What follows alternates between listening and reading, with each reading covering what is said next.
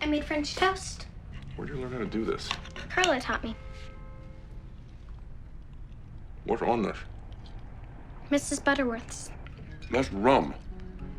Read labels. Is it bad?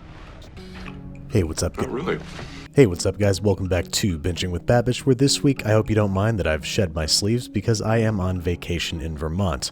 So it seems only fitting that this week I make a dish with lots and lots of maple syrup, or in this case, Sally Draper's mistaken use of rum. I mean, French toast and rum, how bad can it be? Let's start our French toast equation by first solving for toast. We're going to make brioche by hand because I am without stand mixer. So I'm going to dissolve a packet of yeast dissolved in a third cup of warm whole milk, to which we're going to add a cup of flour and 1 egg. Mix until it forms a shaggy ball, and then add another cup of flour. We're in effect making a sponge, and then instead of covering it with plastic wrap, just covering it with flour. So we're going to let this rest at room temperature for 30 to 45 minutes before adding a third of a cup of sugar, 2 teaspoons of kosher salt, and 4 eggs lightly beaten. We're adding these ingredients in specific stages so they're more evenly incorporated and we have less work to do with our hands. And there's a lot of work to do with our hands. So we're going to stir that a little bit till it just comes together. Add an additional cup of flour, continue stirring until a shaggy dough forms, and we can no longer utilize our wooden spoon, so we have to use the wooden spoons that God gave us, our hands. Adding a final half cup of flour once the mixture becomes homogeneous, and then we are kneading for 10 minutes straight until a smooth, silky ball of dough forms that we're then going to turn out onto a work surface, divide in half, and set aside one half while we flatten the other so we can fill it with a stick and a half of soft, unsalted butter. And then we're going to roll that around itself and knead it until it becomes an evenly incorporated but sticky, horrible mess, to which we're going to add the other half of our dough and knead that, maybe an additional 10 minutes until it stops sticking to the stupid countertop. You're going to notice a point when it starts to be able to pull away from the counter every time you knead it. This is the point where we're finally going to stop kneading and butter a large bowl, into which we're going to deposit our dough, cover in plastic wrap, and stow in a warm place. In this case, I'm going to go by the wood-burning stove and let rise for 2 hours or until doubled in size.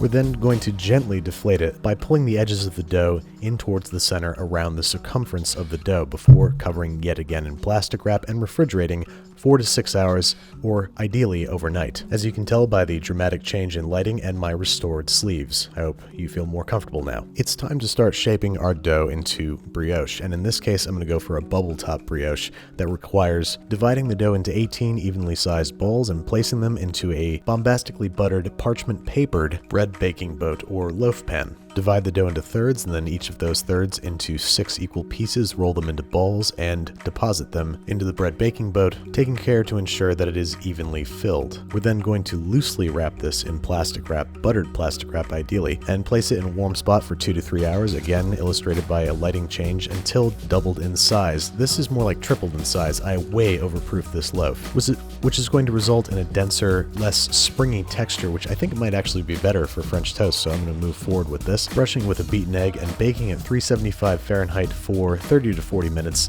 until you get a nice hollow thump and the internal temperature is 200 degrees Fahrenheit. Now let's take a look at the interior of our loaf. Not bad, but if you want true brioche, make sure you don't overproof like I did. But again, I think this might be an interesting experiment for French toast. I'm going to simulate the staling process by placing in a 200 degree Fahrenheit oven for 30 to 40 minutes, during which time we're going to make our custard, combining 3 eggs, half a cup of heavy cream, a pinch of salt, a quarter teaspoon of nutmeg, a quarter teaspoon or a couple shakes of cinnamon, a quarter teaspoon of vanilla, a few of what I'm calling tablespoons of sugar, and our titular ingredient, a splash of dark rum. Whisk to combine, tasting a few times along the way if you're not scared of raw eggs, and start soaking the toasted bread in the custard 30 seconds to a minute on each side before placing in a heavy bottom skillet with a tablespoon each butter and canola oil, heated to foaming. And first up, we got to make our accurate version, which is just rum straight up poured over French toast.